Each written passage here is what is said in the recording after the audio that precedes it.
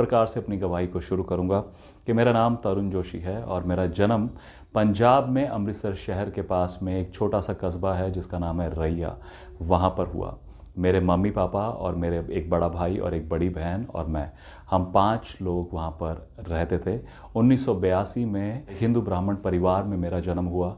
बहुत ही रिचुअल, बहुत ही स्पिरिचुअल, बहुत ही उन शिक्षाओं को, उन बातों को मानने वाले परिवार से मैं आता हूँ। और जबकि 1982 में मेरा जन्म हुआ तो 1.5 साल के बाद 1984 के समय पर, जिस दौरान इंदिरा गांधी को, जो हमारे देश के नेता थे, उनको जब गोली मारी गई, उस दौरान बहुत से दंगों की बातें पंजाब में हो रही थी। और मेरे माता पिता ने डिसाइड किया कि वो लोग पंजाब छोड़कर दिल्ली शहर में आकर रहना शुरू करेंगे, क्योंकि हमारे कुछ रिलेटिव्स वहाँ पर रहते थे। तो उनको था कि शायद कुछ उनसे मदद मिलेगी या वहाँ पर हम रहना हमारा अच्छा हो सकेगा। तो दिल्ली में भजनपुरा में हम लोगों ने आकर रहना शुरू किया। मैं उस समय 1.5 साल का था। हम लोग एक जो सिख रहते हैं उनके घर में पीछे वाले कमरे में रहते थे। और उस दौरान जब 1984 में जब दंगा हुआ और आग भड़की और घर जलाए गए, उस दौरान में जो सिखों का जिस घर में हम लोग रहते थे उस घर में आग लगा दी गई। और जब वहाँ पे आग लगा दी गई, क्योंकि पीछे हम लोग रहते थे, हमारा घर भी, हमारा सब कुछ वहाँ पर जल गया। 1984 के दंगों में हमारा सब कुछ जल गया। मेरे शरीर पर सिर्फ एक बनियान थी। मेरे मम्मी बताते हैं कि मुझे भूख लग रही थी और दूध की बोतल तक नहीं थी कि दूध उसमें डालकर दे सकें। तो एक भाई ने जो शराब की एक बोतल में दूध डाल के उस पर निप्पल लगाकर मुझे दूध पिलाया, और इस तरह से हमारे जीवन की शुरुआत हुई। दिल्ली में हम लोग रहते थे और माता पिता जो थे वो पढ़े लिखे थे, लेकिन उस दौरान जब दंगे भड़के हमको 15 दिन पुलिस कस्टडी में रहना पड़ा। गवर्नमेंट की तरफ से सहायता भी मिली और एक 20,000 रुपये का चेक मिला जो कभी भी पास नहीं हुआ। वो मैंने खुद अपने हाथों से एक समय पर फाड़ दिया बड़े होकर। मेरी मम्मी ने एक डॉक्टर के साथ एक नर्स के रूप में काम करना शुरू किया दिल्ली में। मेरे पिताजी धूप अगरबत्ती बेचते थे। धूप, जो आप जानते होंगे, पूजा करने के लिए जो धूप अगरबत्ती जलाई जाती है, वो बैग में भरकर बेचते थे, क्योंकि उनकी जो डिग्रीज थी वो सब जल गई थी और उनको कोई पर्टिकुलर जॉब नहीं मिल पाई उस दौरान। तो उन्होंने अपना एक बिज़नेस शुरू किया। एक पेशेंट जो हमारी मम्मी के क्लिनिक पर आते थे, उन्होंने हमारा एडमिशन सरकारी स्कूलों में करवाया। मैं आपको बताना चाहता हूँ, मेरी शिक्षा 9वीं पास व्यक्ति हूँ मैं, और 10वीं में मैंने अपने स्कूल को छोड़ दिया क्योंकि हमारे परिवार की परिस्थितियाँ बहुत ख़राब थी। मैं आपसे यूँ कहूँगा कि जब से मैंने होश संभाला तो हमारे घर में कुछ भी नहीं था, सिर्फ एक बेडशीट, एक चादर होती थी और कुछ भी नहीं होता था। हमारे पास जो कपड़े होते थे वो दूसरों के दिए हुए होते थे। हमारे घर में 25 पैसे की चाय पत्ती और 1 रुपये की चीनी आती थी। मैं आज से कम 25 से 30 साल पहले की बात बता रहा हूँ, जिस घड़ी जब हम बहुत छोटे थे और पढ़ते थे। 25 पैसे की चाय पत्ती आती थी, 1 रुपये की चीनी आती थी, 2 रुपये का एक गिलास में दूध आता था। एक समय खा लिया तो खा लिया, दूसरे समय खाने के लिए होगा या नहीं होगा कुछ नहीं पता। हमारे जो साथ के दोस्त होते थे बोलते थे कि हम इन छुट्टियों में यहाँ जा रहे हैं, हम अपने नाना के घर जाएंगे, दादा के घर जाएंगे, हमारे पापा मम्मी हमको वहाँ लेकर जा रहे हैं। लेकिन हमारे पास गर्मियों की छुट्टियों में सिर्फ एक ही कहानी होती थी कि हम घर पर हैं, क्योंकि हमारे पास पैसा नहीं होता था।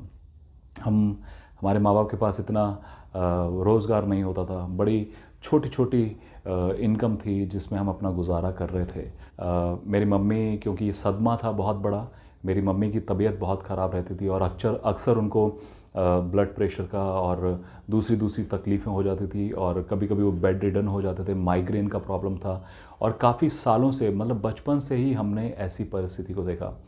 हम करते तो बहुत कुछ हैं, देवी देवताओं को मानते हैं, पूजा पाठ करते हैं, बहुत ही स्पिरिचुअल हैं, सब कुछ है, लेकिन फिर भी हमारे जीवन में कुछ परिवर्तन नहीं है। हालात वैसे के वैसे ही हैं, टस से मस, कुछ नहीं हो रहा है। और उस दौरान मुझे याद है कि हमारे घर में एक पंडित आते थे। उन्होंने हमें बताया कि अगर आप आपके घर की परिस्थिति को बदलना चाहते हैं तो एक मिट्टी के बर्तन में, कुल्हड़ में चीनी का बुरादा भर के ज़मीन में गाड़ दीजिए। जैसे जैसे चींटियाँ उसको खाती जाएंगी, आपके घर में बरकत आती जाएगी, आशीषें आती जाएंगी। और मैं आपको सच बताना चाहता हूँ, चींटियाँ सारा बुरादा खा गई, लेकिन आशीष नहीं आई। जिस पंडित ने जैसा कहा हमने वैसा कर लिया, जिस मौलवी ने जैसा कहा हमने वैसा कर लिया। जहाँ पर जितने दिनों के लिए बताया गया कि इतने दिन मत्था टेकना है, आके यहाँ पूजा करनी है, वहाँ पूजा करनी है, सब कुछ करते चले गए। जब मैं बड़ा हुआ तो किसी पंडित ने मुझे बताया, मेरी मम्मी को बताया कि मुझ पर काल सर्प योग है, और मुझे बताया गया कि शनि की 7.5 है, मुझ पर शनि का ढैया है, मुझे चांदी की अंगूठी पहननी है और वो सुच्चा मोती पहनना है चांदी के इसमें, ताकि मेरा सब कुछ ठीक रहे। लेकिन जो जो बातें जिसने बताई, हम सब कुछ करते जा रहे थे, लेकिन हमारे जीवन में कोई परिवर्तन नहीं आ रहा था। हमारे हालात बद से बदतर होते जा रहे थे। एक दिन मेरे बड़े भाई ने आके मुझे बोला कि तरुण, एक काम है, क्या तू करेगा? और मैंने उससे बोला कि क्या काम है? उसने बोला कि शादियों में एक वेटर का काम करना है, और कुछ नहीं करना, खाना वहाँ पे मिलेगा और 45 रुपये दिहाड़ी मिलेगी और कुछ एक्स्ट्रा टिप भी मिल जाएगी, तो हमारे घर का थोड़ा गुजारा चल जाएगा। और मुझे आज भी वो दिन याद है कि एक वाइट शर्ट पहनकर और एक ब्लैक पैंट पहनकर, जो कि किसी और की थी, और मेरे स्कूल के शूज़ पहनकर हम लोग वहाँ पर गए, और पूरी रात जब तक फेरे नहीं हो जाते सारा काम करके लोगों के आगे ट्रे ले लेके जाते थे कि सर पानी ले लीजिए, कोल्ड ड्रिंक ले लीजिए, चाय ले लीजिए। और इस तरह से मेरे जीवन की शुरुआत हुई। मुझे याद है प्रियो कि एक समय आया जब मैं एक शादी में था, और वहाँ पे जो लड़की का फादर था, मैं उससे टिप मांग रहा था, और उसने सबके सामने मेरे मुंह पे थप्पड़ मार दिया। मैं बहुत छोटा था और बिल्कुल मैं स्किनी होता था, बिल्कुल पतला सा होता था, मेरी हड्डियाँ दिखती थी, इतना कमज़ोर होता था मैं। लेकिन जैसे जैसे मैं बड़ा हो रहा था, मेरी अपने आप के प्रति, अपने चारों ओर के प्रति एक एग्रेशन, गुस्सा, नफ़रत, चिड़चिड़ापन अंदर ही अंदर डेवलप हो रहा था। एक ऐसी भावना कि मैं कुछ करके दिखाऊंगा, मैं कुछ बड़ा करूंगा, और एक बड़ी डिज़ायर थी कि अपने माँ बाप के लिए एक घर बनाना चाहता था। और इस तरह से मेरी ज़िंदगी बढ़ती रही। मैंने शादियों में वेटर के रूप में काम किया, और उस दौरान हम दिल्ली में रहते थे। हमारी परिस्थिति बहुत ख़राब थी, और मेरी बहन 9वीं कक्षा में पढ़ती थी, और उसी दौरान उसकी शादी कर दी गई, क्योंकि एक लड़का मिल गया जिससे शादी हो सकती थी, और शादी हो गई, और वो लोग पंजाब में शिफ्ट हो गए। हमारी परिस्थितियां ख़राब होने के कारण हमें वापस दिल्ली से पंजाब में शिफ्ट होना पड़ा, क्योंकि परिस्थितियां ऐसी थी। जब हम पंजाब में पहुंचे तो हमें फिर से एक नई शुरुआत करनी पड़ी अपने घर की। मेरे मम्मी काम करते थे, मेरे पिताजी काम करते थे, मेरा भाई, मैं खुद काम करता था। मैं अगर आपको बताऊं कि मैंने कितनी जगहों पर काम किया है, मैंने अपने जीवन की शुरुआत करी एक वेटर से, ठीक है। मैंने पीसीओ, जो पीसीओ होते थे एक समय पर, अब तो नहीं है, पीसीओ एसटीडी पर एज वहाँ पे मैं रिप्रेजेंटेटिव एक जॉब करता था, एक 1200 रुपये की सैलरी पे। मैंने हिंदुस्तान लीवर की एक एजेंसी पे डिलीवरी बॉय के रूप में काम किया है। मैंने दुकानों पर काम किया है। और फिर जैसे जैसे मैं बढ़ता गया, हमारे पंजाब में जहाँ पर हम रहते थे वहाँ पे मैकडॉनल्ड्स खुला, और मैंने सोचा कि मैं भी ट्राई कर लेता हूँ, और मैंने मैकडॉनल्ड में जाके इंटरव्यू दिया। मुझे बिल्कुल भी इंग्लिश बोलना नहीं आता था, लेकिन जब मेरा मैकडॉनल्ड में जॉब लगा, मैंने थोड़ा थोड़ा इंग्लिश बोलना सीखा, समझ में आने लगा, मैं बोलने लगा। मैं आपको बताना चाहता हूँ, मैंने मैकडॉनल्ड में जॉब किया है, मैंने पिज़्ज़ा हट में, KFC में, प्लैनेट एम एक म्यूज़िक स्टोर होता था, मैंने वहाँ पर जॉब किया है, रिटेल सेक्टर्स में और MNCs में, फास्ट फूड में काम किया है। एक 9वीं पास साधारण व्यक्ति, अगर मैं आपको बताऊं कि मेरी 24 साल की उम्र तक मैंने कम से कम 26 से 28 जगहों पर काम किया। एक जगह काम किया, नहीं समझ में आया, बहुत यंग थे, स्टार्टिंग के दिन थे हमारे जीवन के, और दूसरी जगह शिफ्ट कर लिया। एक जगह काम किया, फिर दूसरी जगह चले गए, कहीं पर कोई बात हो गई, काम छोड़ दिया। लेकिन परिवार की जो परिस्थिति थी वो नहीं बदल रही थी, हालात नहीं बदल रहे थे, सब मेहनत कर रहे थे, लेकिन परिस्थितियां नहीं बदल रही थी। इस तरह से चलते चलते मेरा एक फ्रेंड था जिसने, जो रिटेल में एक कपड़े के शोरूम पर एक कंपनी में काम करता था, एक मॉल में, और उसने मुझे कहा कि तरुण, दिल्ली में एक मैनेजर की ज़रूरत है, स्टोर मैनेजर की, जो आप मॉल में जाते होंगे वहाँ पर देखते होंगे स्टोर मैनेजर होता है, वहाँ की ज़रूरत है, तो तू करना चाहेगा? सो मैंने कहा हाँ मैं कर सकता हूँ। और फिर मैं वापस पंजाब से वापस हम लोग दिल्ली आए और मैंने इंटरव्यू दिया। और मैं दिल्ली में जब वापस आया तो मैंने इंटरव्यू दिया और मुझे वो जॉब मिल गई। दिल्ली के ईस्ट दिल्ली में एक मॉल है, EDM, ईस्ट दिल्ली मॉल कहते हैं उसे। मैं वहाँ पर एक शोरूम में एज अ मैनेजर जॉब करता था। तो अगर आप मेरी लाइफ का ग्राफ देखेंगे तो मैं वेटर से मैनेजर बना। मैनेजर बनने के बाद मैं वहाँ पे एक जिम था जहाँ पे मैं वर्कआउट करता था। वहाँ पे एक लड़का आता था, वो मॉडल था। और मैंने उससे पूछा कि आप क्या करते हैं? वो कहता मैं मॉडलिंग करता हूँ। तो मैंने कहा कि मुझे भी करनी है। और उस समय मैं बहुत हैवी था, मोटा होता था। और उसने मुझे बोला कि पहले अपना बॉडी मेंटेन कर, उसके बाद। मैं आपको बताना चाहता हूँ, मैंने 3 महीने में 25 किलो वेट लूज़ किया दिल्ली की सर्दी में। और उसके बाद मैंने अपना पोर्टफोलियो बनवाया। और दिल्ली से मेरे जीवन की एक नई शुरुआत हुई मॉडलिंग इंडस्ट्री में। मैंने अपने फ़ोटोग्राफ्स खिंचवाए, मैंने फ़ोटोज़ भेजने शुरू करे और मुझे धीरे धीरे काम मिलना शुरू हुआ। कुछ फैशन शोज़ मिलने शुरू हुए और रैंप शोज़ मिलने शुरू हुए और स्टिल फ़ोटोग्राफी शुरू हुई। मैगज़ीन्स में फ़ोटोज़ आने लगे और मॉल्स में जो फैशन शोज़ होते हैं उनमें या अलग अलग तरह का काम मिलना शुरू हुआ। और मेरे जीवन का जो ग्राफ था वो बढ़ रहा था। लेकिन इस दौरान मैं नहीं जानता था कि परमेश्वर प्रभु यीशु मसीह की मेरे जीवन के लिए क्या योजना है। आज के युवा, आज के जवान जितने भी हैं, बहुत इच्छा रखते हैं फैशन वर्ल्ड में जाने के लिए, टीवीज़ में जाने के लिए और फिल्म इंडस्ट्री में जाने के लिए। लेकिन मैं आपको बताना चाहता हूँ, ये बहुत ही ख़तरनाक इंडस्ट्री है, बहुत ही बुराइयों से भरी। मैं कहूँगा कि नरक का दूसरा रूप है फिल्म इंडस्ट्री। बर्बादी है वहाँ पर और कुछ भी नहीं। तो धीरे धीरे मेरे मॉडलिंग का जीवन शुरू हुआ और मैंने अलग अलग तरह के काम करने शुरू किए। एक समय आया जब मुझे एक पंजाबी गाने में काम करने का मौका मिला जो कि बहुत ही फेमस हुआ। और उसके बाद मुझे लगा कि मुझे मॉडलिंग से हटकर अब एक्टिंग की ओर जाना है, मुझे एक्टिंग करना है। लेकिन ये वो पार्ट है मेरे जीवन का जो हमें सुनने में बहुत अच्छा लग रहा है। लेकिन दूसरी ओर धीरे धीरे मैं नशे में बढ़ने लगा। मैं दिल्ली में था, मैं सिर्फ 2 सिगरेट पीता था। मेरे फ्रेंड ने मुझे बोला कि एक दिन ट्राई करके देख, तो मैंने सिगरेट पीना शुरू किया और मुझे उसकी लत लग गई। मैं 2 सिगरेट्स पीता था, रोज़ का रूटीन बन गया। पहले कभी कभी पीते थे, फिर रोज़ का रूटीन बन गया। लेकिन जब मैं दिल्ली छोड़कर मैंने सोचा कि अब मुझे एक्टिंग के लिए बॉम्बे जाना चाहिए, मैं बॉम्बे शिफ्ट हुआ। वहाँ पे ना तो मेरे माँ थी, ना मेरे पिताजी और ना ही कोई और जो मेरे साथ रहता। मैं बॉम्बे में था और एक्टिंग करना मैंने शुरू किया। और वो 2 सिगरेट कब 25 सिगरेट बन गई मुझे पता भी नहीं लगा। मेरा रोज़ का रूटीन था, मैं कम से कम रोज़ की 20 से 25 सिगरेट पीता था। बहुत से लोग आज कहते हैं कि अरे आपने यीशु मसीह को फॉलो करना शुरू कर दिया, आपने धर्म बदला होगा, आपको पैसे मिले होंगे।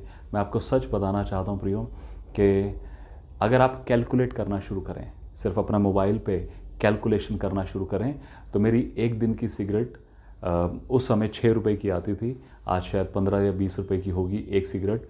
लेकिन अगर आप एवरेज पकड़ें तो 10 रुपये की एक सिगरेट भी पकड़ें तो और 20 सिगरेट भी रोज़ की पकड़ें तो 200 रुपये की एक सिगरेट एक दिन की। और अगर महीने की लगाएंगे तो 3600 रुपये की। एक साल की लगाएंगे तो 72,000 रुपये की या 90,000 रुपये के आसपास एक साल की सिर्फ सिगरेट्स हैं। और अगर आप 10 साल, पिछले 10 साल से मैंने एक भी सिगरेट नहीं पी प्रभु यीशु मसीह के पास आने के बाद, तो आप सोच सकते हैं 9 लाख रुपया 9 लाख रुपया सिर्फ एक सिगरेट छोड़कर परमेश्वर ने मेरा बचा लिया। हालेलुया। इस तरह से मेरा जीवन बढ़ रहा था। मैं बॉम्बे शहर में था, मैंने ऑडिशंस देने वहाँ पे शुरू किए, स्ट्रगल करना शुरू किया। और मैं आपको बताना चाहता हूँ कि ये बिल्कुल भी आसान नहीं है, बहुत महंगा है, बहुत एक्सपेंसिव है, बहुत स्ट्रगल है, बहुत ज़्यादा गंदगी है, बहुत ज़्यादा बुराई है। उस तरफ कभी भी ना जाए, मैं सब जवानों को यही सलाह दूंगा आपको। मैं बॉम्बे में था और मैं ऑडिशंस देने जाता था, लेकिन इतना कभी कभी डिस्करेजमेंट होता था, इतना डिप्रेशन होता था। मेरी सिगरेट के साथ साथ मेरी शराब शुरू हो गई। मैं रोज़ शराब पीने लगा और ऐसा फ्रेंड सर्कल मिल गया मुझे जहाँ पर मैं रोज़ मुझे शराब पीने को मिल जाती थी। शराब के साथ साथ मेरा जीवन व्यभिचार की ओर बढ़ने लगा। आपने समलैंगिकता, होमोसेक्सुअलिटी सुना होगा, जहाँ पर अगर मैं बिब्लिकल भाषा में कहूँ तो सदोम और गमोरा, है ना, जहाँ पर पुरुष पुरुष के साथ और स्त्री स्त्री के साथ एक तन होते हैं, जो कि परमेश्वर की नज़र में एक बड़ा जघन्य अपराध है, पाप है बहुत बड़ा। और मेरा जीवन उसी ओर बढ़ता चला जा रहा था, क्योंकि फिल्म इंडस्ट्री में ऐसे ना जाने कितने लोग हैं, ना जाने कितने लोग हैं, और आपको कहीं ना कहीं कास्टिंग काउच, जिसे कास्टिंग काउच कहते हैं फिल्म इंडस्ट्री की भाषा में, या फिर कॉम्प्रोमाइज़ करना ही पड़ता है। और मेरा जीवन उस ओर भी जाने लगा। मेरा जो फ्रेंड सर्कल था, मेरी जो सराउंडिंग थी, वो ऐसे लोगों से बढ़ने लगी, और मेरा जीवन व्यभिचार में, नशे में, होमोसेक्सुअलिटी में और ना जाने कितनी बुरी बुरी चीज़ों में बढ़ता चला गया। अगर आप मेरे फ़ोटोज़ देखें या मेरे वीडियोज़ देखें पुराने जीवन के, तो आप सच में हैरान हो जाएंगे कि सच में मैं ही हूँ या कोई और है। बॉम्बे में रहते हुए 2 फिल्म्स में काम किया, 2 सीरियल्स में काम किया, पंजाबी गानों में काम किया, हिंदी गानों में काम किया, और ऐसे ही मेरा जीवन चले जा रहा था। बुरी तरह से डिस्करेज्ड, कभी कभी काम नहीं है, पैसा नहीं है, किराया देना है, कैसे मैनेज करेंगे, क्या करेंगे, कोई तो अपना नहीं है वहाँ पर जो संभाल लेगा, जो कहेगा कि मेरे साथ रह ले आकर, कुछ होप नहीं है। बता रहा हूँ आपको कि मेरी ज़िंदगी के 30 साल बीत चुके थे। मुझे कई लोगों ने यीशु मसीह के बारे में बताया। मेरे एक फ्रेंड ने मुझे यीशु मसीह के बारे में बताया, एक और मित्र ने यीशु मसीह के बारे में बताया, फिर एक वॉइस डबिंग आर्टिस्ट थे, उन्होंने मुझे बोला कि माहिम में एक चर्च है, वहाँ पर जाया करो और परमेश्वर कुछ करेगा तुम्हारे जीवन में। और मैंने बोला नहीं नहीं, ये सब फालतू बात है, मैं नहीं करूँगा। लेकिन मैं आपको बताना चाहता हूँ, मेरे जीवन में एक समय आया 17 मार्च 2012, आज से 10 साल पहले। बॉम्बे में एक जगह है मलाड, मैं वहाँ पर था, और वहाँ पे एक मॉल है इनऑर्बिट, मैं वहाँ से गुज़र रहा था। मुझे आज भी वो दिन पूरी तरह से याद है। वो सीक्वेंस, शनिवार का दिन था, आप अपने कैलेंडर में देख भी सकते हैं। शनिवार का दिन था, शाम के 7:30 पौने 8 बजे का टाइम था। बहुत परेशान था मैं, मेरे लंबे लंबे बाल होते थे, मेरे शर्ट के बटन खुले रहते थे, अच्छी खासी बॉडी बनाई हुई थी, सब कुछ था, लेकिन बहुत डिप्रेशन में था, बहुत परेशान था, फ्रस्ट्रेटेड था। सिगरेट पी रहा था मैं। एक आवाज़ मैंने सुनी, मैं चल रहा था, एक आवाज़ मेरे कान में आई। उस आवाज़ ने मुझसे कहा, तरुण कल चर्च जाना प्रार्थना के लिए। और मैंने उस आवाज़ को पलट कर कहा कि मैं क्यों जाऊंगा, मैं तो एक हिंदू हूँ, मैं क्यों जाऊंगा चर्च। लेकिन वो आवाज़ फिर से मेरे पास आई, और उस आवाज़ ने मुझसे कहा कि तरुण कल चर्च जाना प्रार्थना के लिए। परमेश्वर का वचन कहता है, भजन संहिता 62 उसके 11 वचन में लिखा है, परमेश्वर ने एक बार कहा और मैंने 2 बार सुना कि सामर्थ उसका है। हालेलुया। और मैंने 2 बार प्रियो सुना कि परमेश्वर कहता है कि मैं चर्च जाऊं। मेरा एक मित्र था जो कि उस समय एक स्टार प्लस पे एक सीरियल आता था, उसमें काम कर रहा था। वो लोग चर्च जाते थे, और मैंने उससे फ़ोन करके बोला कि मैं मिलना चाहता हूँ, मुझे चर्च जाना है कल। और वो लोग मुझे लोखंडवाला में, बॉम्बे में मिले, और उन्होंने मुझे यीशु मसीह के बारे में बताना शुरू किया। और मेरी जो भाषा थी वो इस प्रकार से थी कि मेरे को इन सब बातों से कोई मतलब नहीं। उसने मुझे बोला कि तरुण, उस चर्च में कोई मूर्ति नहीं होती, हम लोग जाते हैं, परमेश्वर की आराधना करते हैं, गीत गाते हैं, वचन सुनते हैं और वापस आ जाते हैं। मैंने कहा, देख बाबा, मुझे इन सब बातों से कोई मतलब नहीं, तुम क्या करते हैं तुम अपना देखो, लेकिन मुझे सिर्फ देखने का है वो है क्या। मेरी भाषा ऐसी होती थी कि मुझे सिर्फ देखने का है वो है क्या। और मैं आपको सच बताऊं, इन पिछले 10 सालों में जो मैंने मसीह यीशु के साथ जिए हैं, आज मैं प्रतिदिन देखता हूं कि वो है क्या। हालेलुया। अलग अलग रूप से, अलग अलग तरीक़ों से वो मुझे दिखाता है कि वो है क्या। और इस तरह से मेरा जीवन प्रभु यीशु मसीह के साथ शुरू हुआ। 18 मार्च 2012 को मैं पहली बार मुंबई शहर में न्यू लाइफ फेलोशिप चर्च में, जहाँ के पास्टर विल्सन फर्नांडिस और सिस्टर मारिया फर्नांडिस, जो कि उस चर्च की अगुवाई करते थे, आज भी करते हैं, और वो बॉम्बे में थे। और उस चर्च में मैं पहली बार गया। जब मैं पहली बार गया तो वहाँ पर एक विश्वासी जो बुज़ुर्ग स्त्री हैं, बहन हैं, उन्होंने मेरे पास आकर मुझे ऐसे टैप किया और मुझे कहा प्रभु सब ठीक करेगा। और मैं सोच रहा था, अरे बुड्ढी, तेरे को पता भी है हुआ क्या है? क्या ठीक करेगा तेरा प्रभु? क्या ठीक करेगा? मेरी ज़िंदगी का बेड़ा गर्क हुआ पड़ा है, हालात बुरे से बुरे हुए पड़े हैं। प्रभु को पता भी है तुम्हारे? और अगर पता ही था तो क्यों नहीं पहले ठीक कर लिया? और मेरे मन में बहुत से विचार थे। मैं वहाँ पे खड़ा हुआ था और आराधना चल रही थी। जब आराधना चल रही थी और मैं सबको ऐसे देख रहा था और मैं सोच रहा था कि इनको क्या मिल गया, इतने खुश हैं? पागल हो गए क्या? क्यों नाच रहे हैं? बहुत सी चर्चेज में लोग नाचते हैं लिटरली। क्यों नाच रहे हैं? ऐसा क्या मिल गया इनको? और मैं आपको बताना चाहता हूँ, उस आराधना के दौरान अचानक मैं रोने लगा। मैं 2 घंटे वहाँ पर रोता रहा। आराधना होती रही, मैं रोता रहा, प्रार्थना हुई, वचन हुआ, मैं रोता रहा। मेरा मुंह पूरा आंसुओं से भरा हुआ था। जो वहाँ पे पास्टर हैं, पास्टर विल्सन फर्नांडिस, उन्होंने मेरे ऊपर इस बात को बोला कि ब्रदर, परमेश्वर आपको अंधकार से ज्योति में लेकर आ रहा है।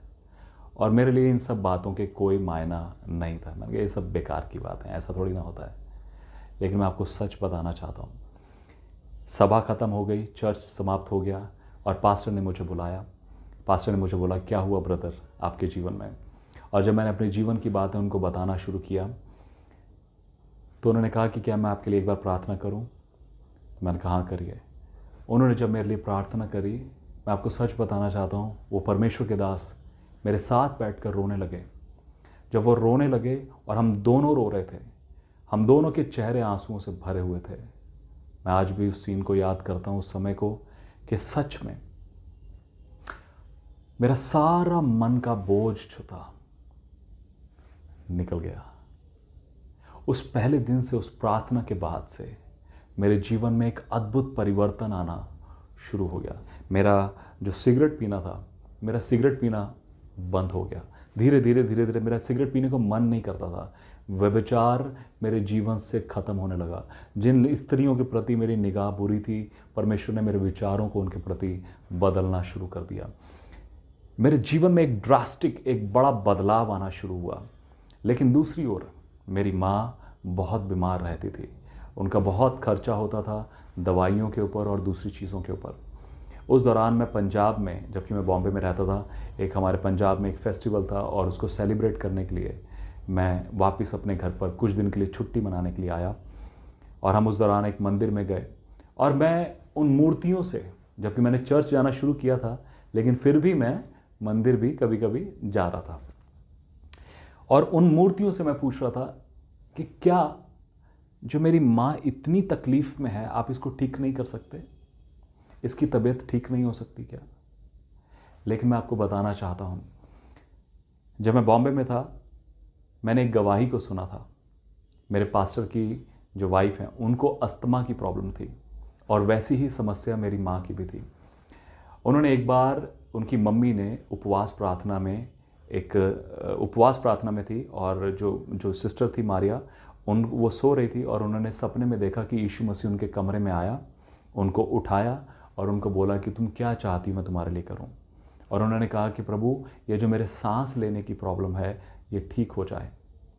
और उस दिन से उनका अस्थमा का प्रॉब्लम चला गया। और आप जानते हैं, परमेश्वर का वचन कहता है, रोमियो 10:17 में लिखा है, विश्वास सुनने से और सुनना मसीह के वचन से होता है। मैंने इस गवाही को सिर्फ सुना था कि ऐसा भी हो सकता है क्या। तो मैंने मेरे मित्र से पूछा, जो मुझे चर्च लेकर गए थे, कि अगर मैं मेरी माँ के लिए उपवास रखूं तो मेरी माँ ठीक हो जाएगी क्या? उसने बोला, हाँ तू रख कर देख। और मैं सच बताता हूँ प्रियो, मुझे सिर्फ कुछ 18-20 दिन हुए थे चर्च जाते हुए, और बाइबल मैंने बहुत ज़्यादा, मतलब कुछ 2-4 चैप्टर पढ़े थे, मुझे पता नहीं था कुछ भी। शुरुआती दिन जो हमारे मसीह जीवन के होते हैं। जब मैं पंजाब गया और मैंने मेरी माँ को सामने खड़ा किया और मैंने उपवास रखा था उस दिन, और मैंने मेरी माँ को पूछा, मैंने कहा, मम्मी क्या आप विश्वास करते हैं प्रभु यीशु मसीह आपको चंगा कर सकता है? और मेरी मम्मी ने बोला हाँ।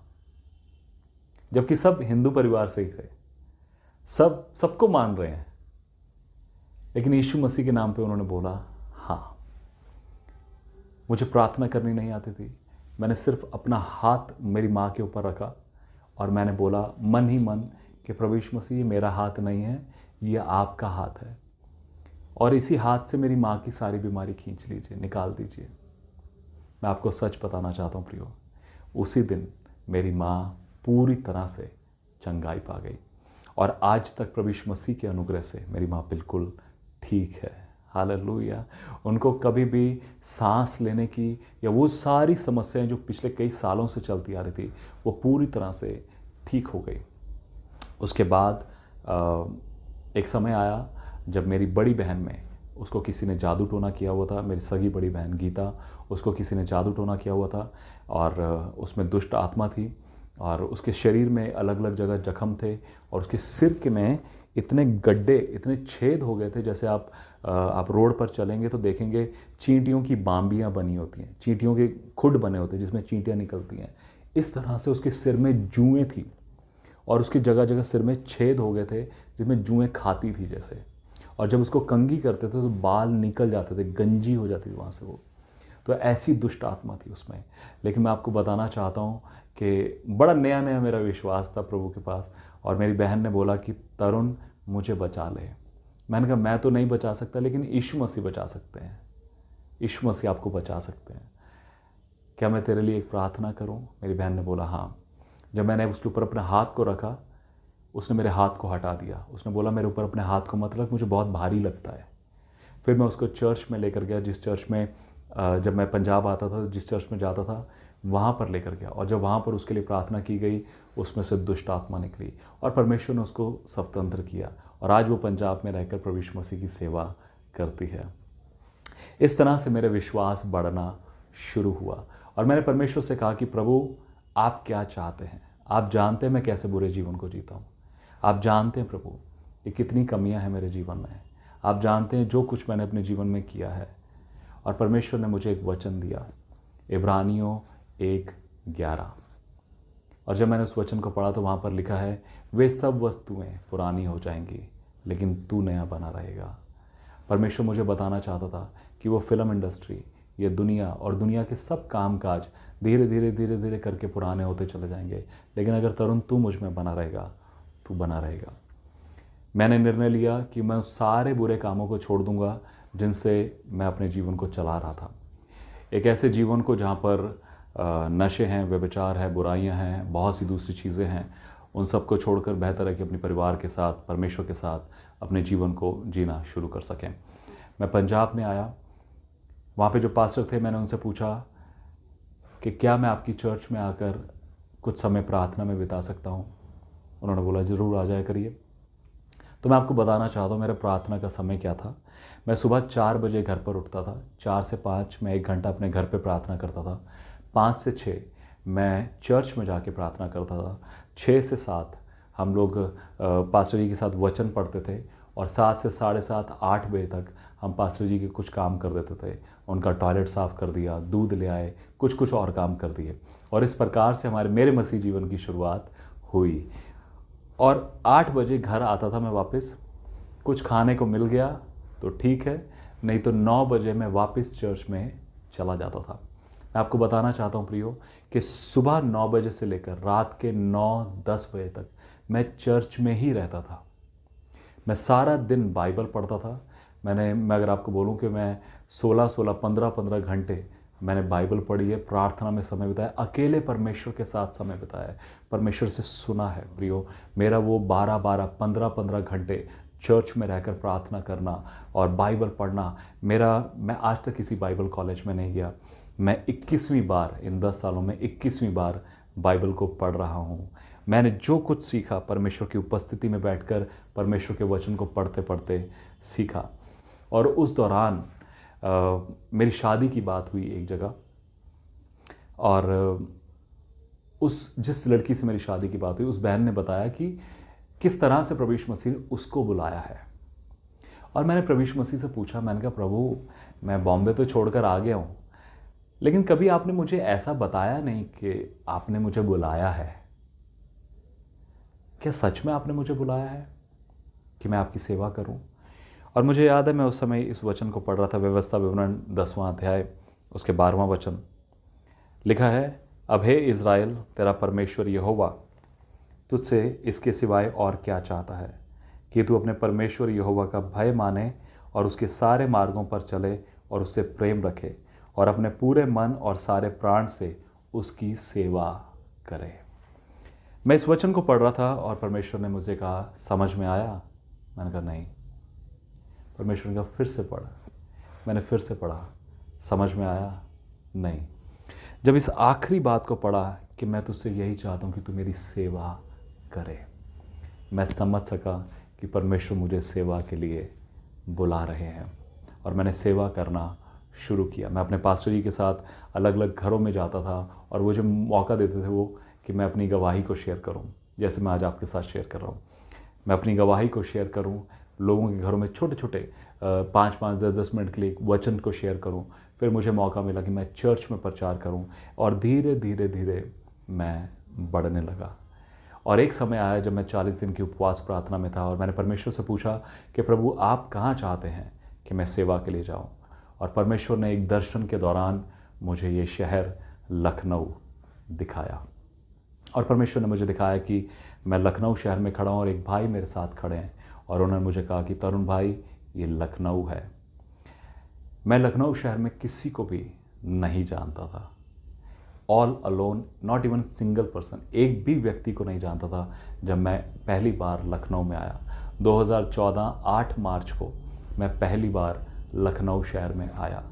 मुझे नहीं पता था कहाँ पर जाना है, पर मैं आपको सच बताता हूँ, परमेश्वर ने मुझे हर एक बात में अगुवाई करी कि ये करना है, यहाँ जाना है। और परमेश्वर ने मेरे लिए सारे बंदोबस्त किए। यहाँ पर एक जगह में मेरे को रहने के लिए जगह मिल गई जहाँ पे मैं 15-16 दिन बिता सका।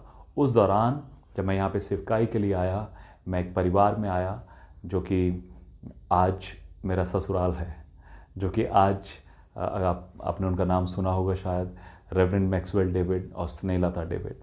मैं उनके घर पर प्रार्थना के लिए आया था और उस दौरान मैं वहाँ पर अपने होने वाले जीवन साथी सहायता से मिल सका। आज हमें 8 साल हो गए हैं यहाँ लखनऊ शहर में रहते हुए और परमेश्वर की सेवा करते हुए। और यहाँ पर रहते हुए मैं, मेरी पत्नी और मेरा बेटा, हम लोग मिलकर प्रभु यीशु मसीह की सेवा को करते हैं। अब आज आपने मेरी गवाही को सुना, लेकिन आज मेरा एक सवाल है आपसे, क्या कभी आपको यीशु मसीह के बारे में किसी ने बताया है?